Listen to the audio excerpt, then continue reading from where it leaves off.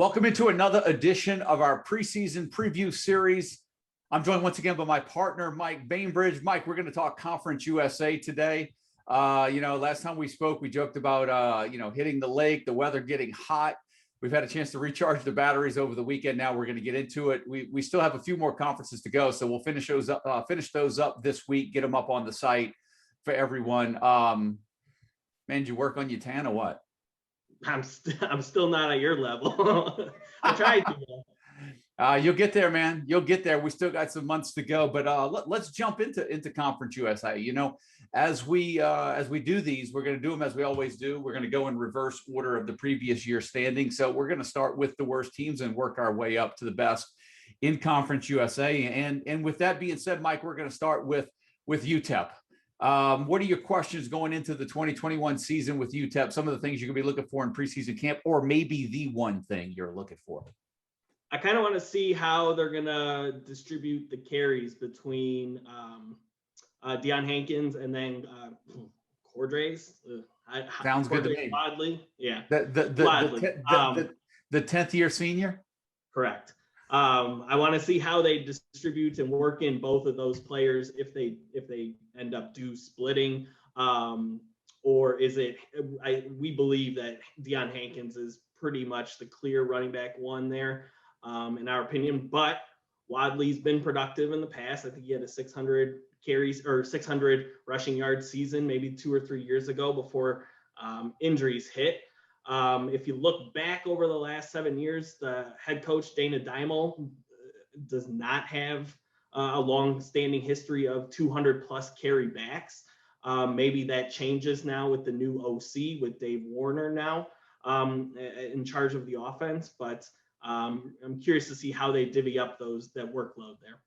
I'm with you. Same question for me. Quadrice Wadley, how does he factor in? He's been productive in the past, Just worried about his injury history. I don't think you and I really see him being a threat to that running back one spot, but just how they divvy up those carries remains to be seen. And that really determines how big of a fantasy factor Hankins will be for this year. He was basically the trigger man in the Wildcat last year as well. That's encouraging. I would imagine that type of role would still fit him this year, should they keep that package in. And I'm like you, I think Hankins is enough where he's established. We know what we're getting.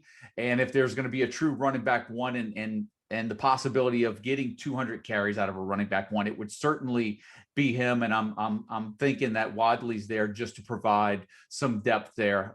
Certainly a player that hasn't been able to stay healthy over the last few years. Going over to Hattiesburg, Mike, USM, we've got Will Hall now taking over the reins as head coach. What is your questions for the Golden Eagles going into preseason camp now? I want to see if what we saw from Trey Lowe in the season finale versus Florida Atlantic last year is going to be what we get for the entirety of the season this year. He's a P5 transfer, so he does have some talent. In Will Hall's system, he will give carries to the quarterback, and as proven in that season finale, Trey Lowe can move quite a bit, right? And he's I know he's over 200 pounds, so I'm also curious to see if they're going to use him in the running game, but I'm curious how many carries he might get in the red zone, because that's going to take away from Frank Gore Jr., who's not a bigger back. He's in the 180 to 190 range, if I can remember correctly there. So I kind of want to see if Trey Lowe is going to perform at the level that he did against Florida Atlantic in that finale last year, and if he can do that for an entirety of the season. Yeah, I think for me, we know that Frank Gore is going to be the running back one going into the season. I think we're going to see a little bit more exclusivity on the carries for their running back one this year than we did last year, which is the reason why Gore is going as the number one USM player on draft boards in preseason drafts, college fantasy football drafts. I do think I'm with you. You and I have spoken about Trey Lowe. There's some late value in there, given Hall's system. And a guy that I liked last year, I think the system really fits for three players: Frank Gore, I think Trey Lowe at quarterback, and then the return of Jason Brownlee at receiver. And I think you can get him incredibly late in drafts. And I think there's some late round value in him as well. And I just want to see chemistry in the offense, how that well they pick up on in Hall's system, because I think Gore, Lowe, Brownlee at some point this year, they'll find themselves on a fantasy roster somewhere in one of the, on a team throughout everybody's league at some point this year. Yeah, just to add to that, if you combine the 2 seasons at Tulane under Will Hall, that's 20 rushing touchdowns from the quarterback position, and Lowe can run. So if he gets even half that in this season, 10 rushing touchdowns, that's a quarterback that needs to be on your roster, and especially if you're getting him late in drafts. Yeah, good point. As we wrap that one up, let's head over to Rice, Mike, where Luke McCaffrey has transferred yet again and has landed at Rice. Does that affect with what you have going on with where your eyes are at for preseason camp with the Owls? I want to see two-parter for me. I kind of want to see how the offense changes now with Luke McCaffrey there, because they're not going to do what they did last year, I believe, with Mike Collins, where they threw it 30 times a game. I don't believe that's plays into Luke McCaffrey's strengths. I think no, it doesn't. Run the ball quite a bit more this year. My question, though, was at running back 1. And we've seen Kalen Griffin be the only Rice running back being drafted in our best ball leagues.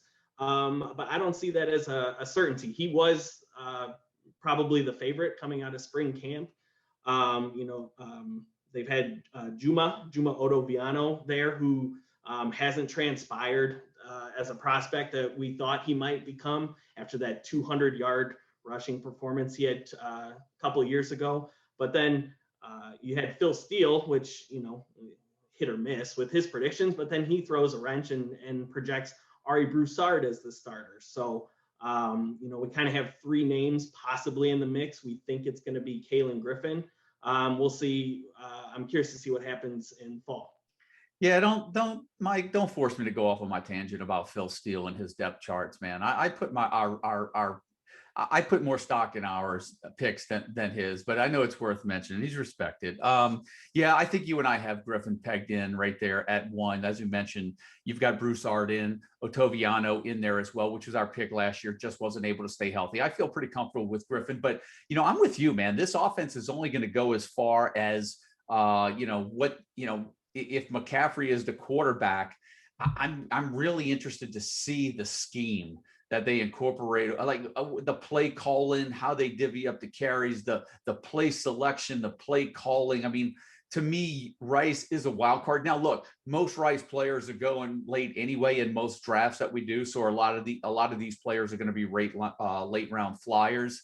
But I'm with you, man. There's so much to see as far as scheme and play calling for me that Rice is just going to sort of be a hold. We're going to see how this thing plays out through preseason camp. Maybe a couple of games for me before I really jump on one of the players there. Maybe some type of long shot if you were required to get some type of tight end. Jordan Myers might be the higher player of Rice picked this year. Brad Rosner too, the wide receiver. He had 700 maybe. Yards and 55 catches 2 years ago before he opted out. He is, and that goes to our point. It'd be interesting to see Luke McCaffrey and the play call and the scheme, right, and see what kind of effect that has on Rosner as well. Yeah, absolutely. You saw it firsthand as a Nebraska fan. Can he? I'm over him already. What about North Texas, Mike? Look.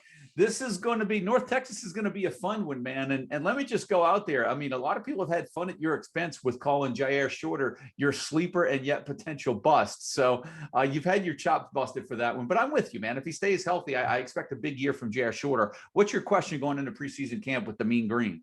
I really want to see what the 2 deep looks like. I don't have a specific position that I want to target here with my biggest question. I mean, we have questions at quarterback. Is it going to be Austin Aune? Is it going to be Jace Ruder, the North Carolina transfer? I mean, this is a team that's going to average 280 passing yards a game, as they've shown over the last few years under Seth Luttrell. So if they can settle on one guy there, he's going to be productive. So I want to see who comes out there. At running back, not so much. We know who the starter is in Oscar Adaway, but I want to see, a guy that I've picked up late in a few drafts is DeAndre Torrey, right? And he's a competent running back too, but I've seen rumors that he might get time at slot receiver. He then becomes a very valuable piece if he's splitting time between those two spots as a possible flex position. And then at wide receiver, I've kind of made my case for Jair Shorter. He needs to be healthy. He barely played, if at all, in the spring camp. But still, the assumption is that he's going to be wide receiver one this year. And from what we saw a couple of years ago, he's got the ability to do that. So we just want to see him be healthy for fall camp. Yeah, I think, look, the obvious question going into preseason camp is who's quarterback one. I mean, when it comes to college fantasy football drafts, we want that starter in Seth Luttrell's offense, right? And so we can sit here and say, is it going to be the 28-year-old Ani, which I believe he's 28, or will it be Jace Ruder, who's got 3 years that to still play in the system? So, which way will Luttrell lean? You can make the case that, that Ruder might be the long-term project. He gets him for 3 years. So all things considered equal, you go there. But you and I also have had some discussion as well. And Luttrell needs to win now, right? I mean, he can't have a bad year. And so he's going to have to go with the guy that's going to do it for him, maybe the guy that's got the hot hand. Hopefully we get something settled at the quarterback spot. Make no ands, ifs, buts about it. That's where my eyes are leaning in preseason camp. I know yours are as well.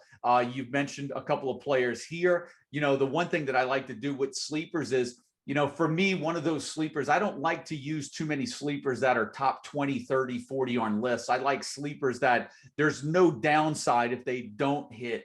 But if they do, it's all upside. And for me, and I know we've talked about this, a lot of our best ball drafts, I've taken some late flyers on Tommy Bush, the Georgia transfer, coming over to North Texas. I think with Luttrell needing to win now, he's got to upgrade that receiving core. And for me, Tommy Bush sort of fits that super sleeper mold. He's not getting taken in many of our drafts. As a matter of fact, I don't know if he's been picked in any of the drafts we've played unless I've taken him, and I've taken him in some really late. And I feel like that if you're playing in really deep drafts, a player like Tommy Bush at receiver, where right now it's probably Jair Shorter, Mike, and a bunch of I don't knows yet, probably has just as good of a chance to get some targets as every other player on that roster besides Jair Shorter.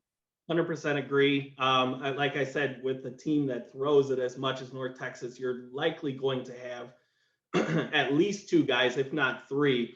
And just kind of the sense that I've gotten from reading up on North Texas, it is not going to be a similar situation to last year where it's 100 plus targets for one guy like we saw with Jalen Darden. They're going to spread it around. And, Jair Shorter is probably not going to reach, 60 receptions this year, but I think he can make that up in touchdowns, as we saw in his redshirt freshman year. And then just handcuff with Tommy Bush, who, like you said, you can get really late. When Shorter had that breakout, his yards per catch was really crazy. And I think that's where you're going to get it with Shorter. If he hits those numbers, it's the yards per catch and it's the the touchdowns. Absolutely. Let's go down to the state of Florida, Mike. FIU, the Panthers down there. They're all, obviously Devontae Price at running back, I think for us is our highest rated Panther that we have, in regards to fantasy value. But any questions for you other than maybe the health of Devontae Price going into the season here? No, I just want to see if Devontae Price is just going to be that breakout performer that me, you, and others are expecting him to be. I think this system really should benefit him. Just looking back at the new offensive coordinator back during his time at Fordham, he had an elite talent there in the backfield of Chase Edmonds, who I think Arizona Cardinals maybe right now, or he's on an NFL roster, but he had 250 plus carries in, I think, 3 of the 4 years that he was the starter there. So the new OC for FIU definitely wants to give his workhorse running back the football. And the one concern that we have with Price is not only the fact that, he's been injured, like you indicated, but, he's never had more than 100 carries in a season. So we aren't sure if he can not only withstand that for a full season with health, but if he can if he can produce at a similar level over the course of 12 games. Yeah, it's always exciting and entertainment to tell people how we can talk three deeps for college, but once when these guys go to pro, we never know where they're at anymore. I sit in front of the TV and watch the Detroit Lions lose for 3 hours. Well, here's something that's interesting. We talk about having good backs on good offenses that move the chains where you can use your running back and pound it late, right? And it's extra value for good running backs fantasy wise. And so that's why for me, not from a fantasy standpoint for just picking a player, but obviously the quarterback there, you've got, James Bortenschlager, Kalen Wiggins.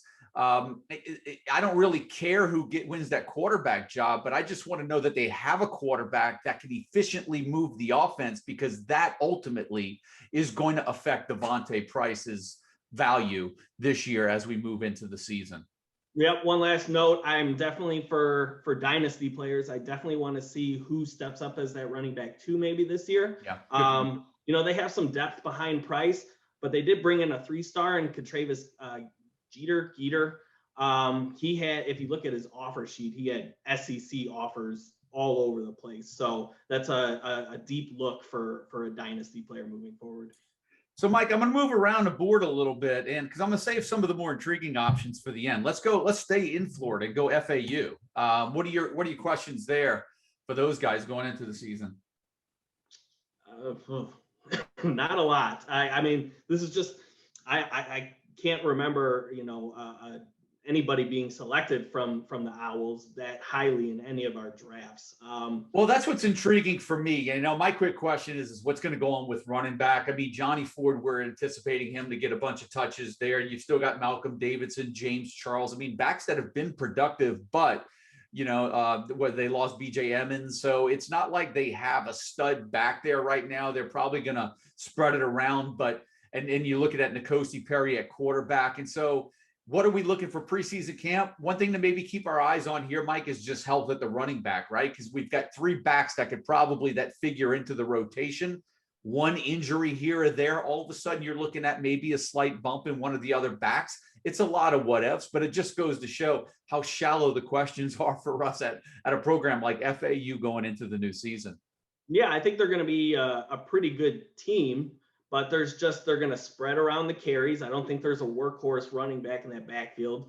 Quarterbacks under Willie Taggart have been at their best when you got like a guy like Quentin Flowers, who's going to run it for 150 times. I don't think N'Kosi Perry's going to do that. He's an upgrade over what they had last year, but he's not going to be a high volume rusher. And then at receiver, they got some good pieces, but no real standouts. So, this is just a team that I've been avoiding completely for the most part. Texas San Antonio, Roadrunners. What are we looking there? Obviously, Sincere McCormick, one of our top fantasy running backs going into the new season. Frank Harris back at quarterback. They return a lot of skill guys, Mike. Not a lot of questions there. Is there anything you're looking for in particular going into the new season? I want to see if Frank Harris can be more consistent over a 12-game span. I mentioned it, in a Discord chat that I prefer. Frank Harris is one of those guys that I prefer in best ball, just because he had a few, 30 and maybe even a 40-point game in there last year. But then I believe maybe 2 or 3 times he failed to top, 10 or 15 fantasy points. So just, wide range of outcomes with Frank Harris. So if he can become more consistent, then he's worthy of being on a roster. But it's just tough to predict when he's going to break out and when he's not. Your point is well taken. Last year, Frank Harris was battling a nagging injury, and I think his health throughout preseason camp will give us the answers that you're probably looking for. I do think that will play into and be a factor for Frank Harris, and I think that's a positive going into this year, knowing that he played and had some really good fantasy games last year and was a little banged up. They get a healthy Frank Harris back this year with a healthy Sincere McCormick, Mike, and that team can surprise some folks over there in Conference USA. I really like the Roadrunners if those 2 guys can stay healthy this year. All 5 starters back along the offensive line, and then just what I'll personally be looking for, again, another dynasty question. I have no idea who's the running back 2 there. Sincere McCormick's going to be gone after this year. So I think that's just a question long-term we need to figure out. Yep, absolutely. Let's head over to Charlotte, Mike, where, we've had a lot of discussions around Chris Reynolds at quarterback. Really played lights out the last half of the 2019 season, I believe it was. And then last year kind of struggled through some injuries as well. Chris Reynolds was a player that I had pegged as sort of kind of, to ride that wave of momentum from 2019 into 20. It didn't quite happen. Or that I know for me, that's where my eyes are going to be on there, and running back Shedrick Bird, if he can nail down that running back one spot. Are you looking anywhere else, or you kind of echo those sentiments? Yeah, I'm focused on Chris Reynolds for sure. We moved so fast in season. I didn't realize last year that he had a torn labrum in the week 1 game. I mean, he's ended up still playing, obviously, but did that contribute to why he didn't run as much? Because he was just 1 year removed from rushing for 700 yards, right? So I'm curious now, fully healthy, will he get back to that form where he's utilized in the running game? Because that's where this isn't a high volume passing attack. So Chris Reynolds needs to be effective on the ground, as he showed 2 years ago, to be, a potential option on your fantasy team. And if he's either not healthy again or he's underperforming, they brought in a Texas A&M transfer, James Foster, who is also a good runner and probably a better passer at this point. So he'll push Reynolds for playing time. Let's go over to ODU, Old Dominion, Mike. One of the programs that did not play last year, did not get a look at, but obviously we've got the transfer of quarterback DJ Mack there. Obviously just to watch the Monarchs in general, they're a big question mark going into this season. Anything in particular are you looking for from them in preseason camp? Nothing in particular. We talked about this with Connecticut. What does it look like, a team coming off a year removed from the pandemic, and then not only that, but you have a brand new coaching staff who hasn't coached a game with Old Dominion yet. So a lot of question marks there. I think they do have some talent. Wide receiver Aaron Moore had a breakout of sorts late a couple of years ago. I think he had 13 catches in one game late in the season against Middle Tennessee. So he might be a player that we watch out for. They brought in a couple of P5 transfers at receiver. And then at running back, Ricky Ron has produced some really good running backs during his time going back to Penn State. And we're unsure, I think, at this moment of who it's going to be between Elijah Davis and Blake Watson. So I'll be looking for that as well. Yeah, you mentioned that. That's interesting. That's where I've got my eyes on too. You mentioned Davis and Watson. For the longest, it was rumored that Ricky Slade was going to be there, right? And that never did happen. And so it seems like to me, Mac may be the best fit for the new system. So that's why we're leaning on him as the quarterback one there. But we haven't had a chance to really watch them. We went a year without seeing them. So our eyes will be on them not only throughout preseason camp, but early throughout the season to see if there's going to be a name or two that works their way onto the waiver wires in season. Let's head over to Middle Tennessee, Mike. Changing offensive coordinator there, right? Middle Tennessee coming in. The Blue Raiders, where are your eyes at? What are the questions for you going into the new season here, 2021? Style of offense that they're going to run. We've had this conversation that I was legitimately excited when Bailey Hockman transferred over from NC State to Middle Tennessee, just because I thought, like, hey, here's another southpaw quarterback. He's going to emulate Brent Stockstill. They're going to throw it 400 times, and we're going to get back to that high volume passing, like Blue Raiders offense. But then the previous offensive coordinator retired, and they brought in Brent Dearman from Kansas, who typically prefers a mobile quarterback under center. And Bailey Hockman can move a little bit, but he's not what you would consider a dual threat quarterback. So I'm just kind of interested to see how those pieces mesh together with that offense. Yeah, you and I spent some time talking about this Middle Tennessee system in the off, in the preseason, and we were, it was interesting, with the knowing the history under Stockstill, how often they like to throw the ball and the frequency in which they like to do it.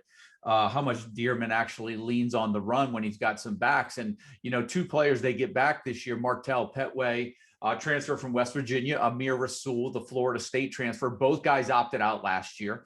I think both of those guys are going to be a factor in the run game. If I had to make a prediction right now, for me, I know I've told you this, I like Martell Petway as a deep sleeper in fantasy leagues. I think he'd be the guy I'd be looking to target. I think they'll use Rasul a little bit more to get him out in space and use his speed. I really much like I like Tommy Bush as a really late deep sleeper at receiver. Martell Petway is one of the guys I like as a deep sleeper at running back. And Mike, you and I, we're not seeing any Middle Tennessee running backs getting drafted in many drafts other than when we have selected them. 2 out of the last 3 years that Brent Dearman has been a play caller, he had a 200 carry guy. So I think me and you might differ slightly, where I think it's just going to be a split backfield completely there. He's shown that he's given it to one guy 200 times. So definite possibility. Yeah. I just say Petway, I think he's a little bit of a bigger back. I liked what he's done in the spring scrimmages, not only with the stats he had, but catching the ball out of the backfield. I really like, and you and I are the same in this. We really love to see those spring reports come out when the scrimmages and the spring games, to see who has chemistry where, who they're leaning on, and that's just some early tea leaves for me that I like reading. I carry that over into the fall. More change, Mike. Louisiana Tech, where we've had a bunch of transfers coming in. Let me go out and tell everyone this. When you and I were doing a lot of work early in the spring, talking about spring practice, you and I together felt, we were both pretty steadfast in this, that Louisiana Tech never had their 2021 quarterback on their roster as exiting spring. It took a little bit of time, but they went out and got, the transfer from West Virginia. And so now, they added transfers in at running back too. So, where are your eyes going into the season here at Louisiana Tech preseason camp? I really want to see how the backfield shakes out. And I say that, but I also have a pretty strong conviction at this point that it's going to be Keon Henry Brooks as the starter. They also brought in Marcus Williams from Appalachian State earlier in the offseason, but I believe just, from watching both of the players that Henry Brooks is the more talented option. And he's a perfect fit for this system that loves to throw the ball to their running backs. And he proved to be, an adept pass catcher during his time at Vanderbilt. So he's a top 60 option for me, Keon Henry Brooks. They've split the ball. They've split the carries in the past, Louisiana Tech and Skip Holtz, but he's also proven it over the course of time that if he finds a workhorse, he'll ride him a little bit. So I do think Keon Henry Brooks will emerge as that running back one, but we'll see what transpires in fall camp. Yeah, and I'm buying what you're selling right there, Mike. I know last year I had a big piece on Justin Henderson, Louisiana Tech, and just how much it talked about how Holtz likes to ride running back ones in particular. It never did pan out. Henderson's no longer there, but that offense was so bad last year. And you have to wonder, with Austin Kendall coming in, does that, how drastically does it improve the offense? I don't think that you and I would consider Austin Kendall, a stud, but he's a big upgrade from what they had on their roster. And that does change the offense. It changes the passing game as well. And that will open up running lanes for this offense. And so I'm with you. If I were to put my stock into a player, it's Keon Henry Brooks coming over from Vanderbilt. I think he could be a 3-down back for those guys. And then I do think Marcus Williams is going to be, like you said, Holtz has used 2, sometimes 3 guys, and he's got good depth there now at the running back spot. Yeah, just to quickly add on to that, 5 1,000-yard seasons in the last 7 years. So, we saw a split last year, but hey, there's been times where Skip Holtz will favor a guy. So I like that high upside with Brooks. And then, we agreed that Austin Kendall is an upgrade. If he's able to support that passing game a little bit more. I was looking at it. Smoke Harris, the wide receiver 1, ADP of 106, wide receiver 106. So that's a guy that, and definitely in PPR formats that you're getting really late. And I think Kendall helps his value. Well, you and I bumped up the wide receivers once when Kendall came on. I mean, we never gave him huge bumps, but it did help. I mean, it bumped the passing game having Austin Kendall come in there compared to what they had. So I'm with you. I think that was instant upgrade for the offense the minute he steps on campus and puts on a helmet. So let's stay in that same division, Mike, of the conference, UAB, the Blazers. New running back, new wide receiver one. How do you prioritize those? Where are your eyes at in camp for this one? I didn't have a lot of questions here. I think that speaks to my confidence and our confidence in Dwayne McBride. I think he's just going to slide right into that starting role and fulfill what Spencer Brown did the last 2 and 3 years, right? My question is with Tyler Johnston, the quarterback. He's been the starter for 2 years now, and will he make any progressions? He struggled with turnovers in the past, and we've seen in the past where with UAB where they will give their quarterbacks opportunities in the running game. 2017, I think they had a guy that had 13 rushing touchdowns. We haven't seen that from Tyler Johnston, but he can move a little bit. I'm curious to see if they give him opportunities in the running game, and maybe he becomes a bench guy for your roster. That's a good point.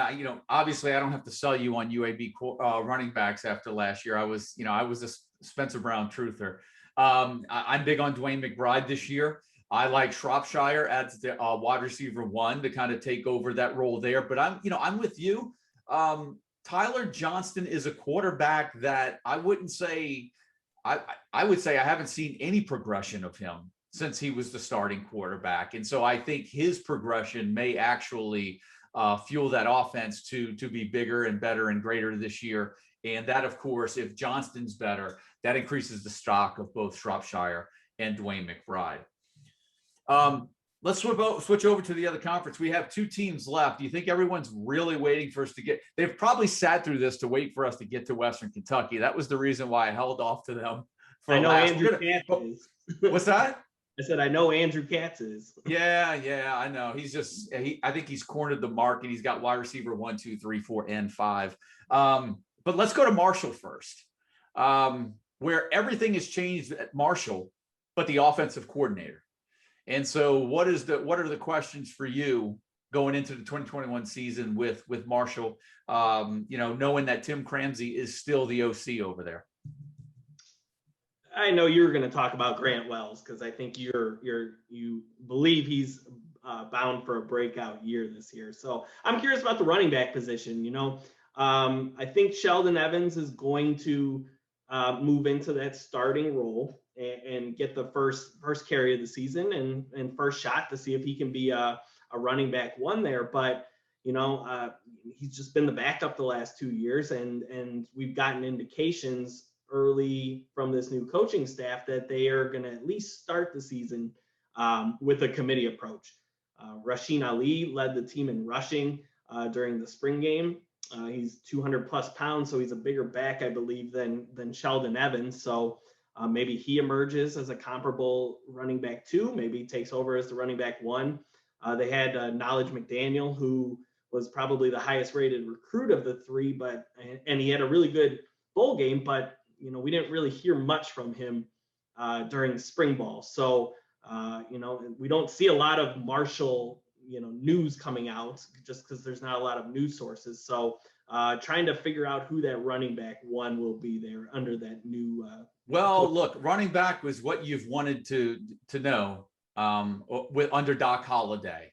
I know that I've told you this, and I love talking Marshall gets me a little giddy.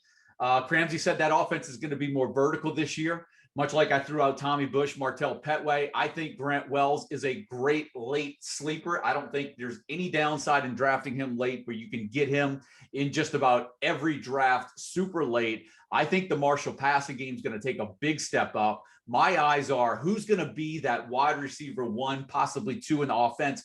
Is it just going to be Corey Gamage, and is it going to be Talik Keaton? Will we see some other pieces in there? Mike, Xavier Gaines was a tight end that you loved going into last year. I think you were 1 year early on him. I think they're going to move him around this year as well. I think he's going to be a big part of that passing game. And I think Grant Wells takes a big step up this year with Corey Gamage, Talik Keaton, Xavier Gaines in that passing game. And I think it's about the wide receivers and quarterback and not so much running back. I really can't wait to see Marshall this year. I'm really excited for them. And then let's go to a team that I know everyone's excited for us to get to because they've had a major facelift on offense. Matter of fact, you may as well just call them, a different school at this particular point. But Western Kentucky, let's get to the Hilltoppers, Mike, where they have just completely given their offense an entire facelift and brought in a bunch of guys. What are your questions there going into the new season with Western Kentucky? Yeah, when I originally wrote my names to know piece on Western Kentucky, I wrote, hey, they have 10 new offensive transfers that are joining the roster. And lo and behold, since I wrote that, they've added another transfer in D'Angelo Malone from Austin Peay. So, I'm just curious. I'm more focused. My question marks are at the wide receiver position. I think we know that Bailey Zapp's going to be the QB1 there. We know that running backs and tight ends are going to be insignificant in that offense. So I want to see how the wide receiver rotations shake out. We kind of focus on trends, when we're doing projections, and you see there's no correlation of, hey, it's strictly the slot receivers that dominate the targets. It's not strictly the outside guys that dominate the targets. It's kind of, you see a mix over the last few years.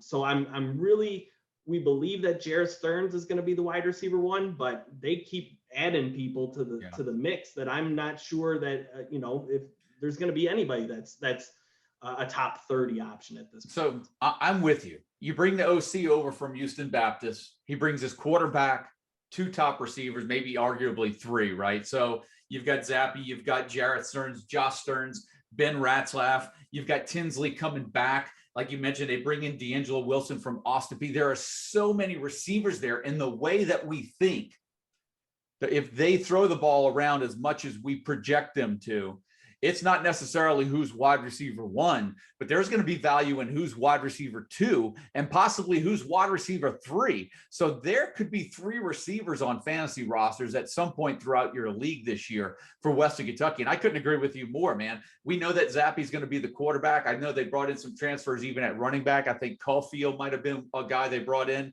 But just like you, man, it's all about what's going to go on with receivers. But like you mentioned, when you look at receiver, you look and say, okay, where's the size? Where's the speed? And man, they've got a bunch of guys that kind of fit the same mold too. And so you bring in over Jarrett Stearns, which is where we projected, and you bring in Wilson. Wilson's got, he's the same stature as Stearns. And so you've got to, that's something we're going to have to keep our eyes on through preseason camp, because I feel like they've got some names and guys that they could just move all over the field. I 100% agree. They brought in Oregon transfer David Davis. How does he factor into the mix? Right. You don't see a long history of tight ends being used in this offense, but they do have really good pass catching tight ends. Joshua Simon, and then they brought over a Buffalo transfer too as well. So they got really good tight ends. Maybe they shift them, they use them in the slot a little bit, just kind of mixing things up. So just curious how that shakes out. One thing to add on this offense why I'm a little tentative is that, one, just for how many pieces they're bringing over. I know they played in the Houston Baptist offense, so it should be an easy transition, but that's just a lot of turnover, getting that all to coalesce and to mix, to create a functioning offense. And then I looked back, Bailey Zappe in the first year under this offensive system only averaged 255 yards per game. I think we believe it's going to be more than that this year, but there was a transition period. So do we have that in year 1, and then maybe this Western Kentucky offense takes off, or maybe they surprise everybody and flourish in this first season. I mean, Conference USA isn't known for incredibly strong defenses. Yeah, I mean, that's a good point, Mike. The one thing that I will, kind of throw out is a little bit of caution for everyone that's ready to just jump in on that Western Kentucky offense. Remember, let's look at the schedule a little bit, right? Because they do open up with UT Martin. There should be some big numbers in that game right there, right? But then you look at the schedule, they've got Army after that. You've got a bye week on the schedule, I think. And then they have Indiana and at Michigan State.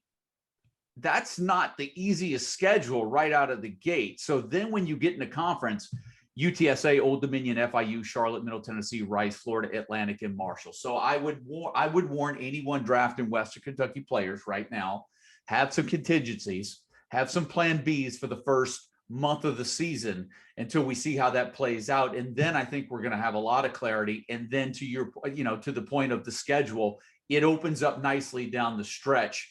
And so this is going to be a roster that you're going to want to keep your eyes on. You want to keep an eye on their progress. They start out slow. This might be an offense, or this might be some rosters in your league where you could go raid and throw some trades out and get some mid-year value, right? So, there's a lot of things we look at, Mike, and there's a lot of people super excited about that Western Kentucky offense, but look at everything. And I'm with you. Let's not expect too much out of the gate. And I think when they hit conference, they'll have it figured out. And I think you'll see that offense take off from there. Mike, that does it for Conference USA, man. Do you want to take a second, put a bow on anything? Did we leave anything out? Do you want to revisit anything that we touched on?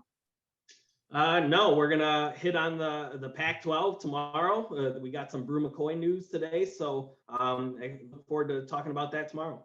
Yeah, we're gonna get these done, guys. Listen, if you haven't joined yet, it's another week. Go ahead and get that preseason fantasy draft guide. Draft season is here. It's hot and heavy. We're into the month of August, so not only is the weather hot, but so is college fantasy football draft season. I know we mentioned it on some previous shows as well. Get in there, become an All-American or Heisman member. Get in on the Discord community. We're over 300 strong already. You can talk everything DFS, rosters, gambling, whatever you want to talk about. The college fantasy football community is there for you. Get in on everything we have over at the CFF site.